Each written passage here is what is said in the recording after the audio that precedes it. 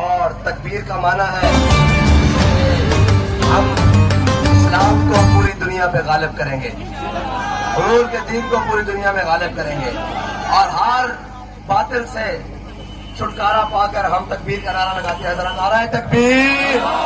ایسے نہیں بھائی، سندھی عوام جس طرح محبت. نعرہ تکبیر، نعرہ تکبیر، اور نعرہ رسالت، نعرہ حیدری، نعرہ غوثیہ.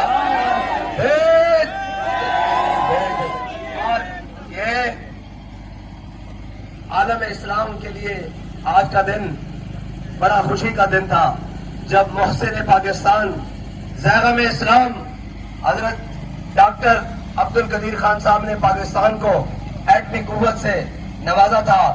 لیکن ان بدماشوں کو، ان عیاروں کو، ان قماشوں کو یہ یاد نہیں کہ پاکستان ہم نے لا الہ الا اللہ محمد رسول اللہ کے لیے بنایا تھا، اور اس پاکستان کو بناتے وقت ہمارے بڑوں نے یہ اعلان کیا تھا کہ ہم پاکستان کو اسلامی فلاحی ریاست بنائیں گے اور اس کو عالم اسلام کی اقتداء کے لیے، عالم اسلام کی امامت کے لیے بنائیں گے.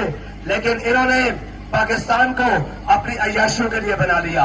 کسی نے جاتی عمرہ کے لیے پاکستان کو بنا لیا، کسی نے پنی گالا کے لیے بنا لیا، کسی نے بلاول ہاؤس کے لیے بنا لیا.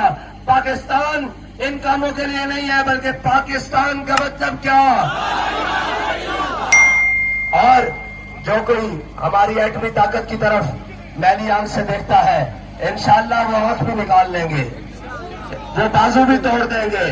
ہاں، بابا جی کہتے تھے شاہین چلانے کے لیے غیرت ابدالی والی چاہیے، غوری چلانے کے لیے ہمت بھی غوری والی چاہیے. ان بزدلوں کو کیا پتا ہو کہ کافر کی موت سے بھی لرزتا ہو جس کا دل، کہتا ہے کون اسے مسلمان کی موت مر.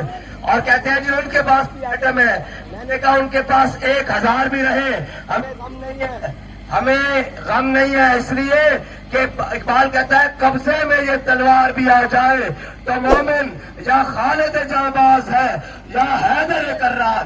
اور انشاءاللہ اب خالد کے جانبازوں کے ہاتھ میں جب یہ آئے گا تو پھر فلسطین کی بیٹی نہیں روئے گی، پھر برما کی بیٹی کے کباب نہیں بنیں گے، پھر مسجد اقصی میں یہودی جوتیوں سمیت داخل نہیں ہوں گے، پھر شام کے اندر روتے پلکتے بچے نہیں روئیں گے، پھر پاکستان سے کشمیر کو علیحدہ نہیں کیا جائے گا.